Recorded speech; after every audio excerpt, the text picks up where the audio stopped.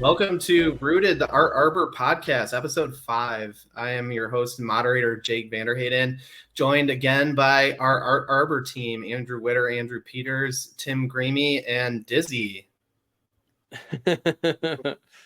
He's right here, named after the great Dizzy Gillespie. One of the legends of jazz, a trumpet goat, as you could say. So today we wanted to bring everyone back on to dig a little bit deeper into what we talked about last time when we were all together on the pod, which was the origins of our community and our network and ultimately our app that we are building for ArtArbor. So we have the full team here today to talk about some of our shared experience as artists, as specifically as musicians, and a little bit of background on why we're doing this, why it's so important to us, and also where we think our experience is going to take us with this journey. So first, I just wanted to start with a little bit of background again on the four of us. We all met in college at Grand Valley State. Go Lakers, anchor up, if anyone knows. Yeah. not anchor down. Anyways. No. We all were in some capacity in the Laker marching band and in various ensembles at school, and particularly we met through the jazz ensembles at Grand Valley. That's where we all really connected. Tim and Andrew Peters knew each other before that, growing up in the same area in the east side of the state of Michigan. But I'd say that, the reason that we were brought together in the first place and now doing this is because of art. So it's very important in our relationship. But as previously mentioned in a few episodes of the pod, we were in a group together called In the Blue Jazz, which is still around, but the four of us are no longer directly playing in the group. We're on the sidelines cheering for the group, and I'm still doing some of the booking. But that was our formative experience, I would say, in the professional art world, is, going out, playing in the community, playing at events, playing at weddings, you name it, playing at the university, getting our feet wet with the professional art world. Mm-hmm. And there was a lot of really formative experiences that we had between, finding where to play, getting paid to play, finding other musicians to play with us, and then all of the fun things that go along with that, getting insurance, getting an LLC, doing paperwork, filing taxes. Well, I guess I did most of that, but everyone is along for that. But there's a lot of things that you have to do to really bring art to the forefront, and what the audience or the consumer, customer, whatever you want to call the person on the other end of the band, just sees the performance, but there's so many layers of things underneath that. So as the co-founding member, Andrew Peters, also my fellow saxophone player in the group when we started, do you want to share some thoughts about the origins of In the Blue? I feel like we were on the field at some point, and you and I had some conversation. I think you brought it up. You were like, "Yo, dude, what if we started a jazz combo?" Like, just out of the blue. There you go.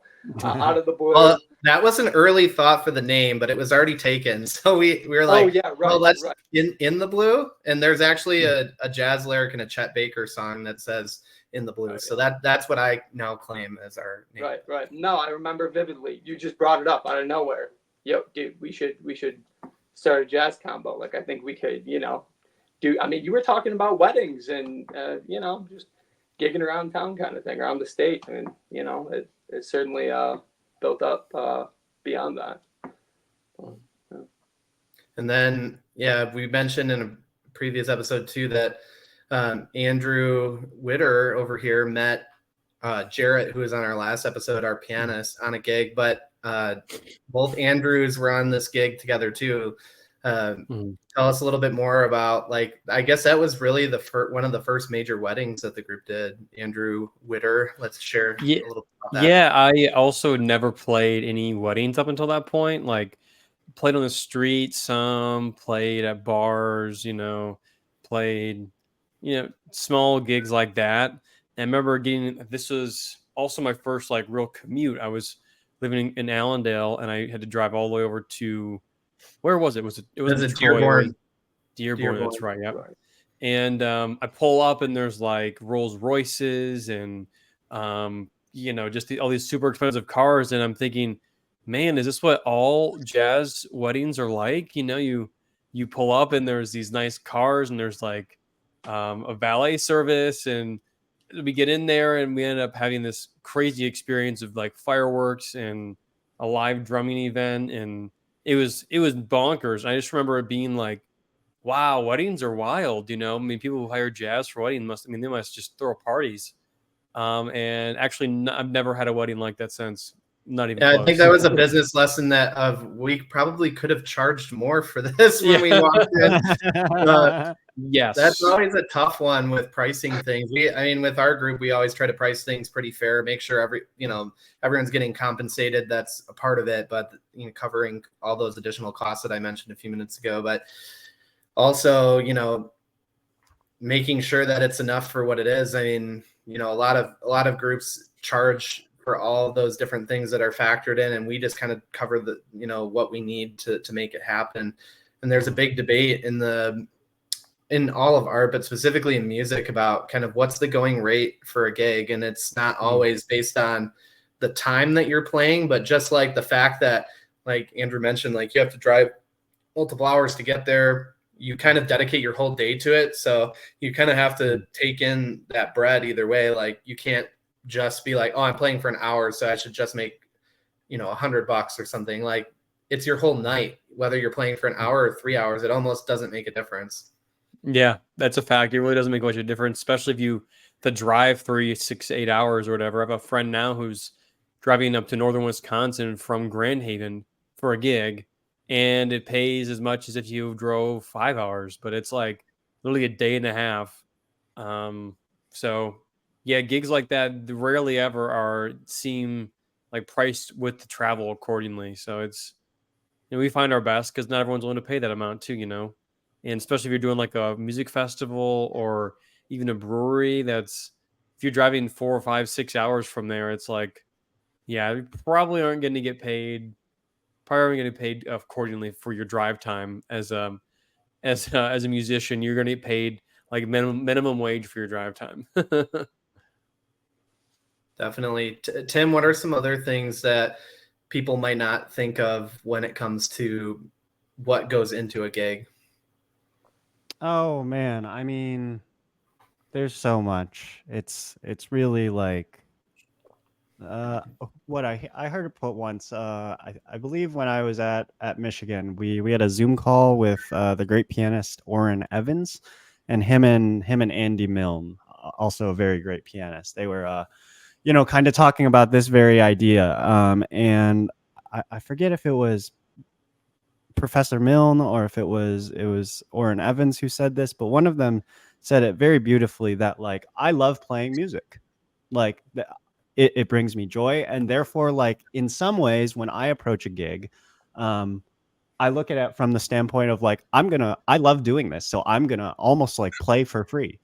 The thing that I'm really charging for is all of the other things. So like if say Professor Milne's coming from Michigan and he's playing a gig in New York, he's saying like, the 2-hour show is really not that big of a deal. He loves doing it. It's the booking his flight, paying for his flight, getting to the airport, getting from the airport to the hotel, from the hotel then to the venue, all of those kinds of things, those logistical things, there's just a lot more to figure out. And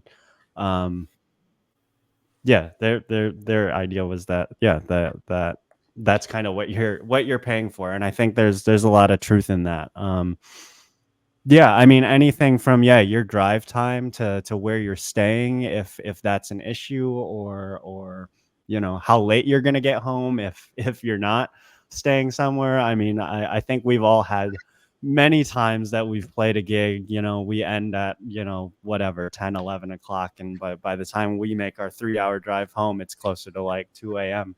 or whatever. And I Mhm. think that's just things that yeah, not everyone always thinks about, things that I never really even thought about as a Mhm. musician, up until the moment that I was kind of put in those scenarios with, with you guys. And it's like, oh wow, okay, yeah, we're gonna get home at 3 a.m. tonight, great, this is gonna be fun. Like, yeah, I think there's so much. Coordinating with the other musicians, coordinating with the venue, coordinating with those who booked you. Yeah, I think there's a lot that goes into the gig that really is outside of the playing aspect of it. That's a huge paradigm shift, because I think most consumers of art think of the actual product or service or whatever you want to call it. I don't like calling art a product, but for the terms of this conversation, it's the product. But Mhm. that's really interesting, that thought that you shared, that was shared with you, that it's almost like, I will play the gig for free. Like, this is what I enjoy doing, but Mhm. you're paying me for everything else that I'm doing. And that's what is really hard to convey to an audience. I think everyone like, you'd live under a rock if you didn't know that it takes a lot of work to put art together. But think of like a painting. I mean, maybe procuring paint and a canvas and things is not that difficult, but I mean, I know I've done like little paintings and I'm not very good, but like that takes me like hours. Like if someone's doing some Bob Ross masterpiece, right? Like that probably could take a whole several days, a lot of ideation, that goes into that. Or another example would be like a musical, like how many hours of rehearsals, auditions, prep, logistics, prop work, behind the scenes, like how do you really convey that to people? And I think the people who really understand and appreciate and reward art are people that have done the art themselves. Like, Mhm. if we talk about, musicians going to other musician shows or sitting in at jam sessions, or if we talk about artists that can appreciate buying a sculpture from another artist, like, it's because they understand the value of what goes into it. And when they see something that they like from someone else, then they're willing to give that value. But most artists probably would resonate with that statement, Tim, that, they don't want to really charge for what they're doing. They want to charge for everything else that they're doing. And that's really what is missing in the art community, is being paid for all of that other stuff. Like if you went on a business trip for a company, if you were in sales, like you'd get your hotel paid for and you'd get your plane paid for and everything, because obviously to do business on behalf of a company, it's going to be taken care of for you to be able to do what you're doing. But that is the reality of being a freelancer. Most artists are freelancers, that you bear the burden of all of that. So it's like not priced in, and it's low volume a lot of times. Like if it's a painting or a music performance or something, like that's not a high volume business where you can really, in the current landscape, replicate that at scale. So that's definitely something that we've thought about. I guess Andrew P, can you share a little bit more with us, like the origins of like us starting ArtArbor a few years ago, kind of on that notion? Yeah, I mean, I believe you and I were actually in the Blue gig, right? We were sitting like in the corner of the restaurant, and the idea was basically formed there.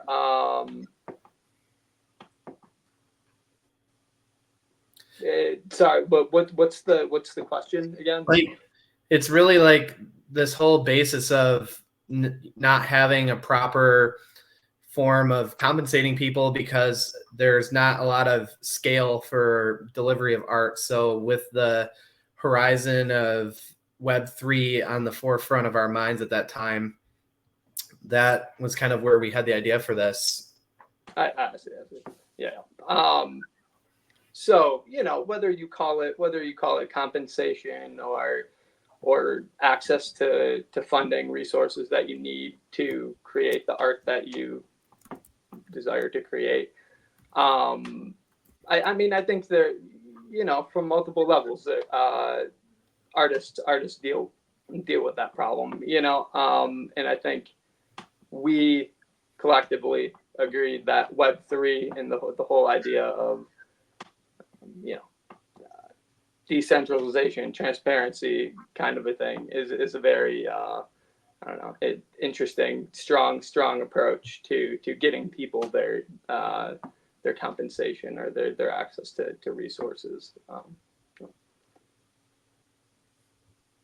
Yeah, I think just like democratizing and opening up access to an asset behind someone really creates an opportunity where if there's renting, so to speak, like I buy a ticket, I'm renting that person's performance versus maybe I could help support and own what they're doing.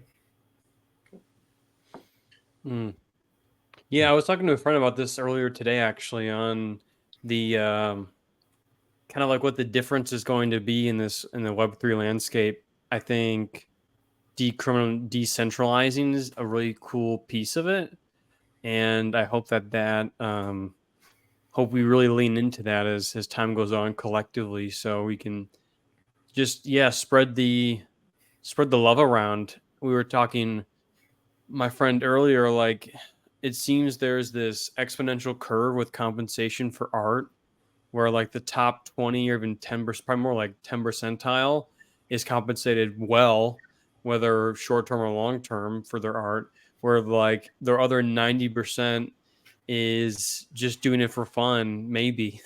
And hopefully you're just getting by in some cases, or you're finding a way to commercialize, or tap into some avenues of money making for your talents, because just based on like the art, doing like the art gigs, versus like, for example, a musician is doing, maybe they'll do in a listening room, but then they'll do a wedding, or then they'll do a corporate event where there's like more money involved in a wedding or corporate event.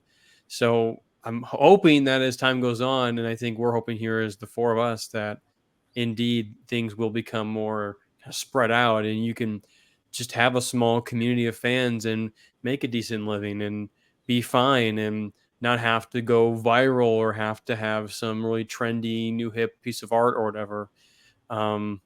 Yeah, I'm excited for that. I really think that is going to be the case if we deploy these new tools well, versus the current. I think the current landscape is just not working for people. And then we talked about this a little bit before, but um, doing the art gig versus the money making gig, it's not necessarily soul sucking because you're still playing your instrument, but it's kind of a thing you have to do as a musician these days. I think you made a good point as decentralizing, not necessarily in the sense of that someone's controlling something, but I think that, in the market for art, that there is centralization of attention, because the traditional model of the media and record labels and even art museums or, large theaters or something where they really execute on that marketing well, and they do a lot of research on what's going to work with people, and they centralized attention. So in our traditional media landscape, a record label almost told you what music you were going to like, versus where now, even as all of this unfolds with streaming, now there's all these niches of, an AI algorithm, whatever, working in the background of these platforms and telling you what you would like based on your preferences, versus that central authority of attention. And I think there's really this opportunity for us to follow that compensation model where the attention was centralized, the money that was paid out for that was centralized, where now we can decentralize that attention and decentralize the compensation for the creators behind that. Big a great point about the central kind of how they have the attention there, especially there were, the label radio station mix was, in the few places you bought your records, it was like you are given the option. It was like you had this menu to choose from. The beautiful thing about now, especially on TikTok, I don't know what it is about TikTok, but I find a lot of music stuff on TikTok. And there's a guy I follow who talks a bunch about all this Asian music, all this music coming out of Indonesia and Korea and Japan, and like I would never have even considered discovering something like that even 10 years ago. And so I think we're in this really cool upward direction of seeing this really cool music that, you know, we're not exposed to. So I think we're in this new era of having a decentralized, you know, area of getting our music and getting our art information. You can go out and really choose any flavor you want, which is sweet. I think like that's a good point. Like traditionally, our geographic position determined almost what we were interested in. Like even though within the last 50 or 75 years with TV and then internet folding in the United States, that we have this dominant culture and we're all exposed to a lot of things in our dominant culture, that there isn't a whole lot of influence of what really is going on in other places until now. Like you mentioned, a platform like TikTok that's sharing a lot of that information and exposing you to it. Like a good example, I think for most people, is that there's probably some seed of art appreciation. I think this would be interesting to hear from all four of us on this one. I know with me personally, the thing that got me passionate and interested about jazz in particular was because we had a workshop at my high school where we had Robin Eubanks come in, great trombone player, if you're not familiar with Robin, but it was sponsored through Michigan State University. And he came in and workshopped a bunch of things with us and played a concert, him playing with us, him playing with his group. And just like seeing that level of musicianship and all of that right in front of me, I didn't really choose to do that. It was forced on me, but it's like things like that really formed my opinion about this art. And I think to the same point of like, Andy, you seeing something on TikTok from India, so to speak, you wouldn't have maybe considered that, not because you're not open to it or not interested in it, but because like culturally, geographically, you weren't exposed to it. But I'd like to hear what everyone else, like, what was your that flip of the switch that got you passionate about something? And I feel like in some ways, if I look back on what I don't know, the past like 15 years of my like overall, you know, from when I first started playing music, when I first started getting interested in music, I feel like there's been these little checkpoints all throughout of like that kind of thing, taking my like appreciation deeper. I guess using the Inside Out movie like thing of like, I feel like I almost have like these musical like core memories at different points, from like when I was just starting playing the saxophone. Like my dad took me to like a gospel concert like in downtown Detroit, and that was like a really big moment for me, hearing like a like soul saxophone player for the first time. That like really hit me in a deep way. I still remember like a lot of that concert. And like, you know, as I get older, like in high school, and we have like one of our high school guest artists, like Chris Johnson, who's an amazing trumpeter in the Detroit area, trumpet player, and professor at Michigan now. But yeah, he just really like lit something within me that I yeah, just really sparked something. Just his one execution of the instrument and of the music, but also just his passion for the music, passion for teaching the music. Just yeah, I mean, there's no better word that I can think of it other than infectious. Yeah, that was a really big moment for me. And yeah, just as I continue throughout the rest of my like musical journey up until now, yeah, I feel like I can just look back at different points and I have like these different, for lack of a better word, like core memory moments throughout like my musical journey. Yeah, I don't know what you guys think, but yeah, that's great. I mean, without those core memories, like you wouldn't be to where you are today. Like, of course, like that one story I mentioned isn't responsible for everything that I've gotten into. I mean, we all build those, but without those reinforcements, we wouldn't really be to where we are with the medium. And I think that's an important thing. But for that to flourish, there has to be investment in people. Like I mentioned, Robin Eubanks didn't come play for free as a charitable outreach at my high school. Like there was someone sponsoring it and coordinating it. So it's important for that to be put out to the world and shared with the world. But yeah, let's hear from someone else.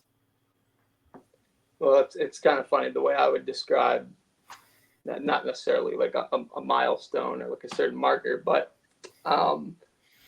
I always kind of wanted to play music even before I recall playing music, having grown up in a rather musically oriented family, right? My dad teaches privately. There's pictures of me when I'm 2, like blowing on plastic saxophone kind of a thing, so I don't even really remember doing all that, so it's certainly in my roots on that end. As you get through high school, it starts like, oh, maybe I have a knack for this. Oh, maybe people like listening to this. You can and inspire someone to either play the instrument and make them feel something, that they weren't feeling before. Just pull out their emotions, those kind of things. Now, when I got into undergrad, I'll just never forget hearing Dr. Dan Grazer, play for one of the first times, just like the focus, sound, the intonation, the like purity as he like decrescendo to nothing kind of a thing. It just made me go like, what the, like, I was like, I don't know what just happened, but like I want to be able to do that kind of a thing. Like I felt something from that. So just that whole the whole sentiment to like inspiring other people to do what we do kind of a thing. That moment in particular, just the first time I heard him play, I was like, what on earth? Like I want to be able to do that. So that's where a great deal of my inspiration came from. But I kind of feel that too, where it was not I love this idea of the core memories because I love the movie Inside Out, and I think the movies are great, but I can't think of a time when I was like, oh, this is it. I've got some cool memories, but I was hitting on pots and pans with like kitchen utensils when I was like 1 year old.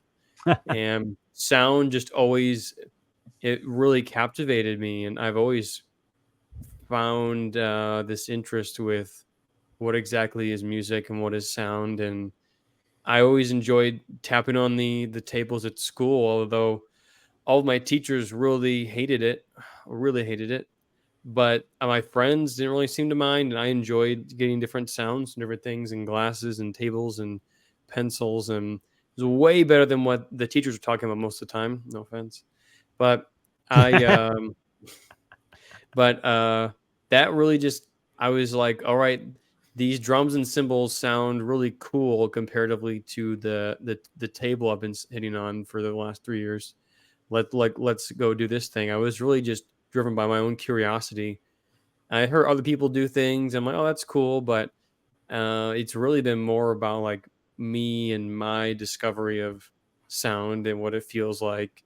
One kind of feedback loop though I do enjoy is making people dance. So like the first time I really made someone dance, it was like, whoa, this is really special. Sharing that moment with someone. Dance is not had enough, and I believe dance is truly medicine for people. So making people go into that state by the thing that I'm doing is like really an honor. So I'm always going after that and trying to make everything that I do when it comes behind any sort of instrument is making people want to get up and taste their own medicine of either movement or dance or speaking or listening or relaxing. Like that's the whole goal for me. So having those moments from what I do inspires that has been those moments that are of fiery passion of, wow, this is beyond even what I can conceive of spending my time doing. It's like beyond love. It's a place of total just like peace, which is pretty cool. I think that story really resonates with like the core of our mission is letting people pursue what they want without these restrictions. And really it gets into a lot of the thought again of centralization. Like a lot of artists are I don't think anyone's forced to do anything. Well, maybe some artists and contracts are, but there's a pressure or a gravity to the need to fulfill a demand that's being created by a central authority, and to be like what you mentioned earlier about that 10% of people, that exponential sort of takeoff in your career, like you're not really doing much, and then all of a sudden you're doing something big because you're filling that central demand in the art economy. And there's a pressure, I think, for you to do that. But there's then stories time and time again about, that isn't manufactured. Like, that attention is because an artist was in that relentless pursuit of their curiosity and creativity, and then some corporation exploited that, basically. Like, I know, Andy, you sent me a video recently about a record exec talking about how now the business is no longer like a career of an artist, but it's really about grabbing that attention in the short term. Like, if a song is blowing up on TikTok, they sign that person and they milk that song, and then they move on, because with the way everyone's attention span is, all these niches that are being created, those central authorities are having to take advantage of that attention while they can. And that's really damaging, I think, to an artist in a lot of cases, because they are forced to do what's going to continue to create attention versus what they want to do. And that creates an issue with authenticity. For sure. Yeah, the video actually, one of the videos I sent you was about One Republic. I think that's the band's name. They were signed. It wasn't going well for them, and they were told they couldn't upload their music to MySpace, and so they uploaded 2 songs to MySpace, and they like blew up overnight. And then they had all these people coming after them. But yeah, I mean, just like that, there's an example of kind of having your own, label within yourself. You are able to put something out there, and then not necessarily have someone breathing down your neck for like another, all right, you need another hit now. I need another hit from you now. I need another multi-platinum thing now. Like, it's I mean, it's a vicious cycle of doing what is, like you said, trendy and what can make money. Yeah, or a lot of artists that do, like, if we're gonna play off of Inside Out, like, think of like an animator at Disney. Like, there's, of course, I'm sure, a collaborative process for coming up with things, but really, like, they're kind of forced into these projects that the studio is determining to be central authority. But I think an interesting thing that happened during the pandemic was everyone was at home, and we were making our own decisions, and we were using things like TikTok. And a lot of those movies and things that came out during that time did not do so well, because we weren't out in these traditional formats, like going to a movie theater and seeing what was being pushed on us. We were choosing what we wanted to consume, and an algorithm was helping us to decide what we were going to watch, not what was being pushed to us through a centralized authority. So I think there's still a lot of that going on, but the tide is moving. Just even something like this, like, we're not high-end producers of content, like just regular people doing a podcast, or people making TikToks, people posting on their story. Like, just the humanization of creation, I think, has really started to change in the last 5 years since the pandemic, when we all started to experiment with these tools and really get into it.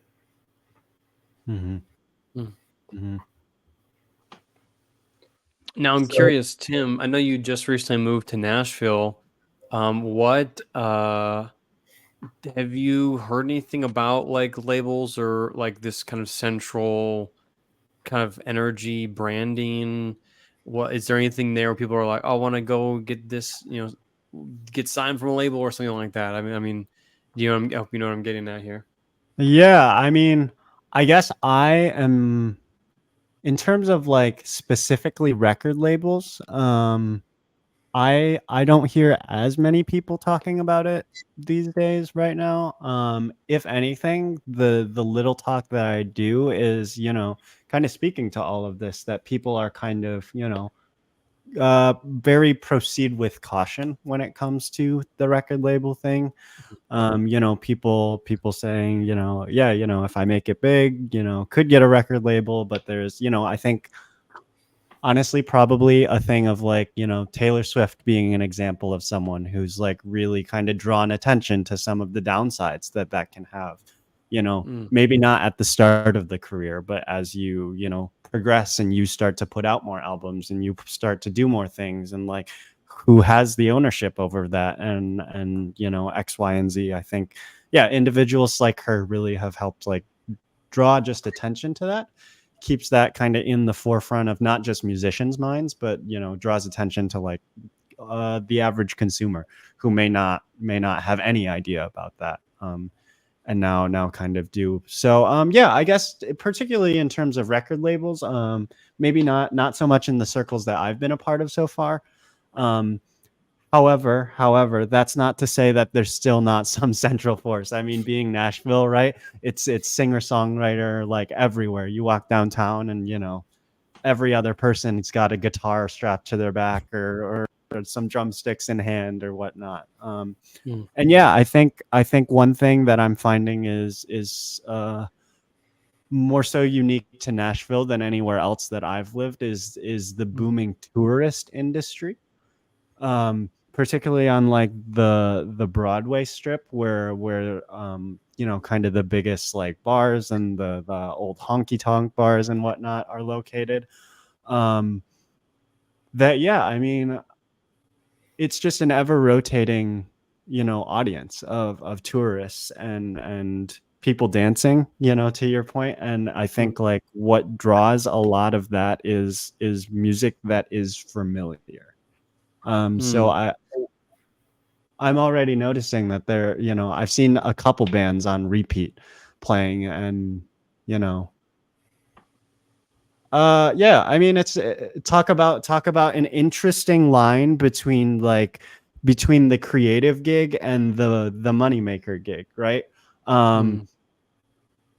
You know, I think a lot of the people who play on Broadway are looking, you know, to play in that style, and it is like a creative outlet for them. However, playing, you know, Sweet Home Alabama twice a day, 7 nights a week, you know, that sits in. I don't know. I don't know where that sits for everyone. I think that's kind of up to the individual, but I think that's a really great example of like kind of, yeah, just blurring that line between the creative and the work side of it, the moneymaker.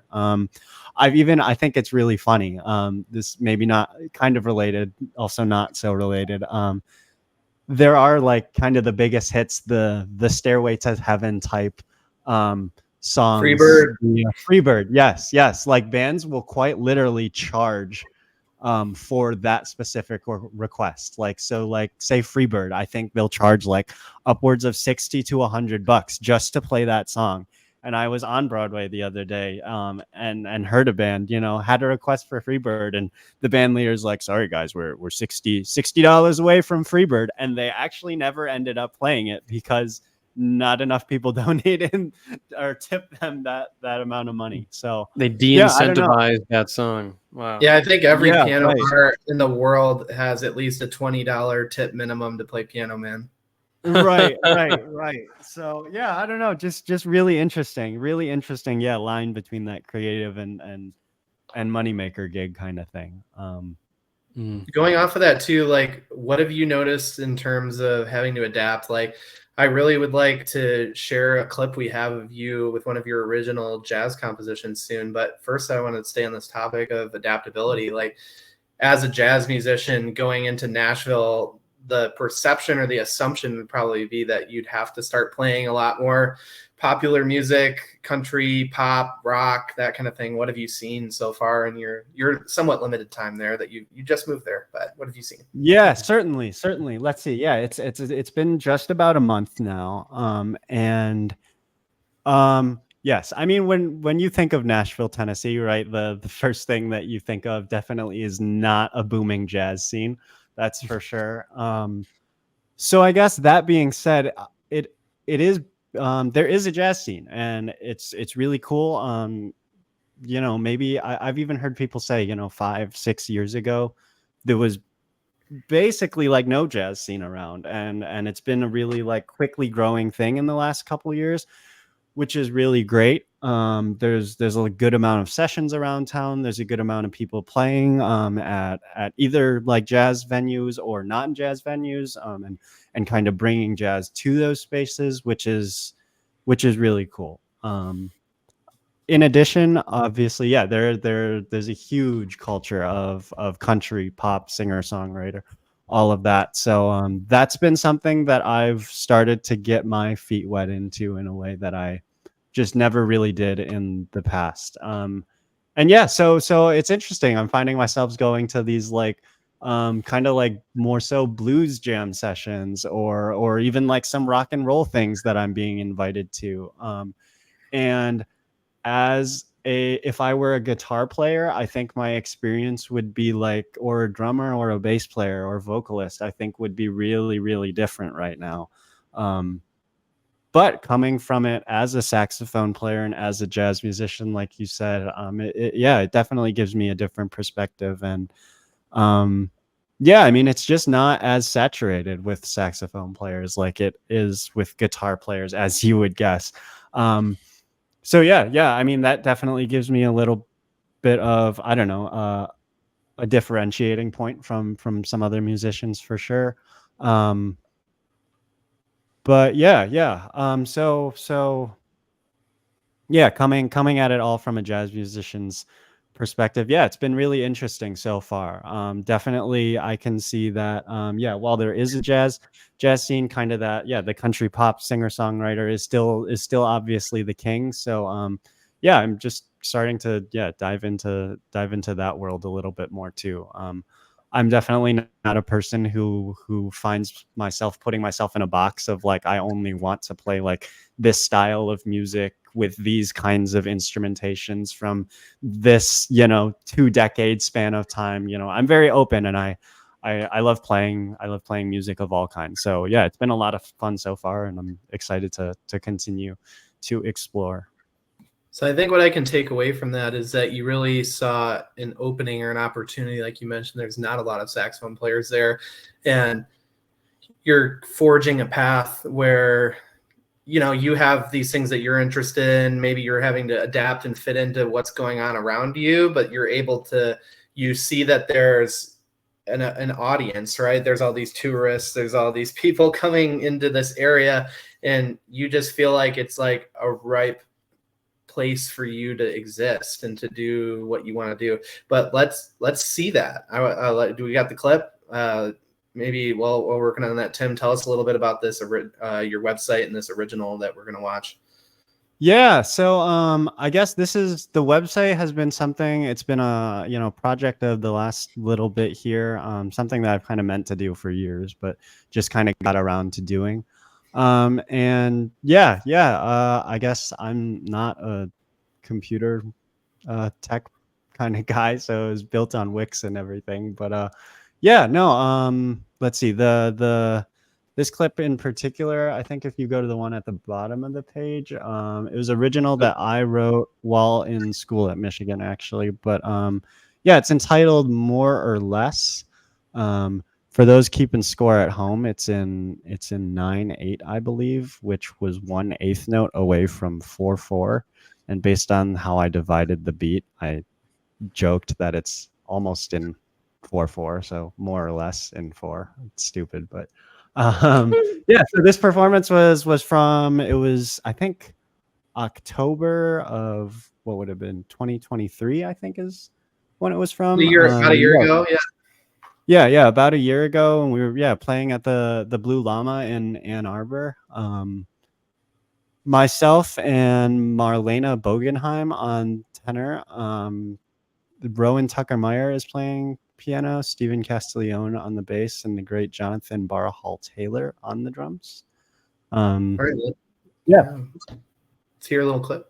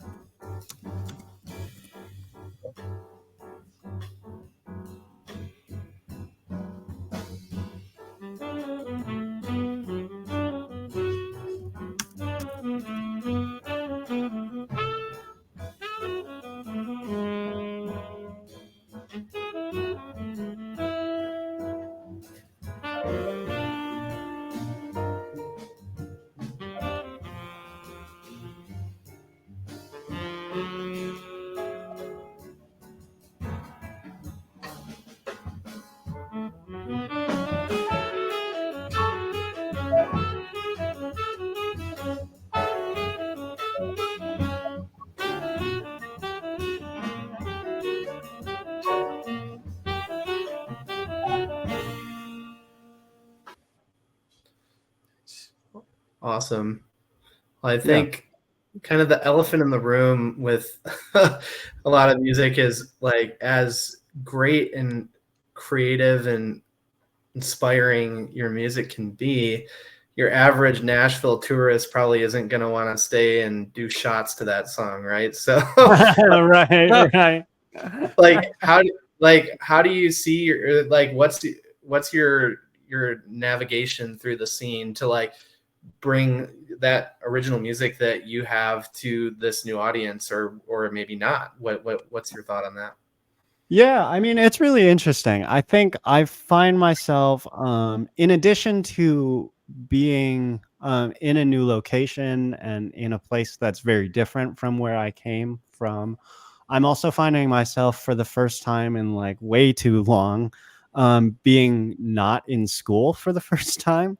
Um, and I think all of those things together are really putting myself in a place of feeling like, I'm playing choose your own adventure kind of thing. I'm reading a choose your own adventure book.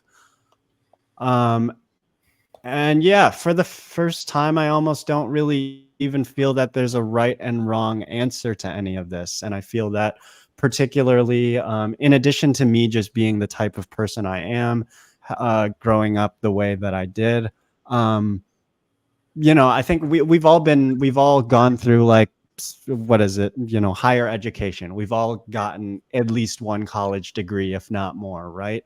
And I think we all kind of have experience with feeling that kind of pressure, feeling that there is a right and wrong, feeling that there is especially in music, academic music really gets this. I feel like, that there is a right way to do this and there is a wrong way to do this. There's a right way to play and there's a wrong way to play. There's a right avenue of music. There's a right style of music. There's a correct, X, Y, and Z. Where I don't think that was ever intended by any of the greatest musicians, the ones that we look up to in school and the ones that we look up to out of school, in terms of like the more Western classical academic music versus, something like Freebird or whatever else, that we would consider less academic. So yeah, to answer your question more directly, I'm not totally sure, but I feel like I have a lot of opportunities. I think whether I completely abandon my like formal jazz training and become more of a pop country player, or I really lean into, where my roots of jazz and contemporary improvisation and bring that scene more heavily to what exists in Nashville and what doesn't exist in Nashville. I think, or something in between, a combination of both. Yeah, I'm not sure how it'll end up playing out, but yeah, I see that there's a lot of opportunity and I'm just ready to, jump on whatever. If that ends up, looking like, one or the other, the combination, I'm not sure, but there's just, I look forward to all the opportunity that there is. Yeah. Yeah, to innovate creatively, you really have to push the horizon. So there's this interesting thing where like jazz was originally this raw, undefined genre that was always evolving, but now there's this process where art is studied and analyzed and formalized into that academic setting, and you're really pushing the boundaries of maybe what you were taught to do, or like you mentioned, not forced. I don't believe anyone's forced to do anything, but that gravity of the jazz scene to, there's always creativity and innovation in jazz, but I feel like you're really setting yourself up for something interesting to happen. So we'll stay tuned here on Rooted about that. But speaking of Western classical music, let's hear from Andrew Peters. No. Yeah. I want to hear about how you have got to where you are today, and kind of where, I mean, you are definitely innovating and have the gears turning up there about what you can do in this arena that you're in. So let's hear a little bit about that. Yeah. I mean, so yeah, think about it a sec. I think similarly to what Tim was kind of getting at. There can tend to be a right or wrong in classical music. I mean, very simply, I guess if you play the wrong note, that's wrong. That's unideal, right? But jokes aside, I think even with that truth, there's a great deal of inspiration that can be drawn from classical music. That's certainly a big part of my roots. Like I said, Dad. I grew up with Dad playing, heard jazz, classical every single day. I think I personally, well, interestingly, when I first heard some like contemporary saxophone music, it's in the classical realm, right? But kind of out there, Ryo Noda, if anyone's heard of him, Ryonoda. You should look him up if you don't. But very interesting stuff. Great deal of influence from Japanese music. When I first heard that kind of music, I was like, I don't get it. I don't get it at all. However, now I find myself like enjoying playing that kind of music very greatly because of the improvisational elements to it, some of the like free elements, interpretive opportunities there. But with all of that being said, I think as a group, we've kind of talked about this. So these guys have heard me talk a bit, but I think, you know, in terms of how do you put it, like what you guys were kind of getting at before with like the creative and innovative versus what pays and what may not pay. I think connecting with the audience one way or another, which ultimately could make money or not make money, right? Connecting with the audience is super, super, super important to me. And sometimes classical music, contemporary music, it can be kind of hard for people to relate to. So something that I found myself very interested in is incorporating additional elements such as like visual representation of what's going on, what's being played, adding dialogue on top of the music that's being played. Saw a recent example, one of the doctoral students from UC CCM that recently graduated, associated. And there's a great deal of scientific research that went into it as well. But like grief and losing her parents, and the demonstration had dialogue, which was very, very, very moving. And again, a visual representation. I felt that. I have a feeling that everyone in the audience certainly felt something there.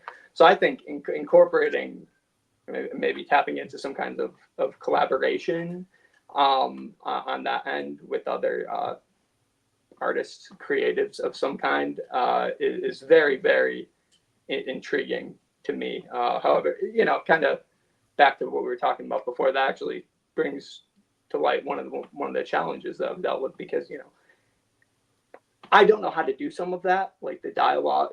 You know, I mean, I guess I could sit there and edit a whole bunch of videos. I could sit there and put together a visual, you know, aspect to the performance. But it would be in my best interest to collaborate, and I don't necessarily have, you know, I can't pull out my wallet and say, all right, here we go.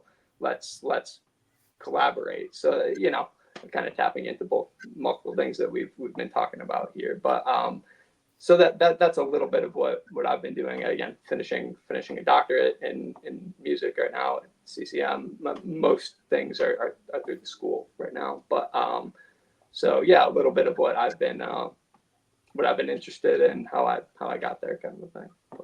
But, yeah, I mean, in general, most people probably are aware, but if you look at Western classical music, the saxophone was not included in that instrumentation. So there's no like 300-year-old repertoire of this instrument like most other instruments that we would consider to be part of that scene. So, and it's pretty innovative and revolutionary, even though it has not been a lot longer than the other instruments. Like roughly, you know, most of saxophones rep is in the last 100 years, but it's in the grand scheme of things, that's very fresh and very new.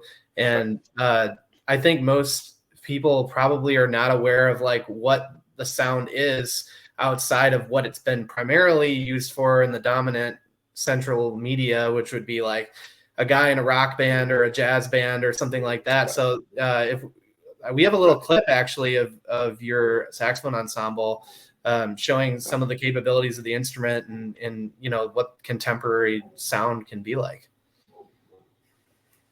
Cool. Here we go.